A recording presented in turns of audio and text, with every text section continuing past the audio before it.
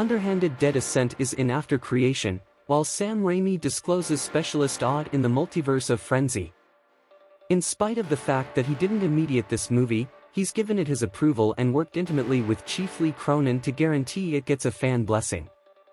Interesting that devotees of Raimi would raise the popular faction Ghastliness establishment now. It's presumably in light of the fact that Bruce Campbell is in Specialist Weird and not Malicious Dead Ascent.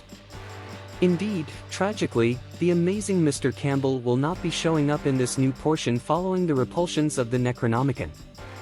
Notwithstanding, he is working with Lee Cronin in after creation to assist with fostering the film and get the vibe right. Despite the fact that there is no delivery date set for Insidious Dead Ascent, it is without hesitation expected to deliver at some point this year. Up to that point, if you need to discover this new abhorrent dead chief, Sam Raimi has said he delighted in watching Cronin's The Opening in the Ground. The film is about a single parent who tracks down her lost kid, however expects that her child probably won't be the person who has gotten back to her. While fans could stress each time an old most loved gets revamped, call it the Star Wars revival, this new interpretation of Insidious Dead appears to have met the gather. When road-weary Beth pays an overdue visit to her older sister Ellie, who is raising 3 kids on her own in a cramped LA apartment, the sisters' reunion is cut short by the discovery of a mysterious book deep in the bowels of Ellie's building. The book's contents, spoken aloud, give rise to flesh-possessing demons, and Beth finds herself thrust into a primal battle for survival as she is faced with the most nightmarish version of motherhood imaginable.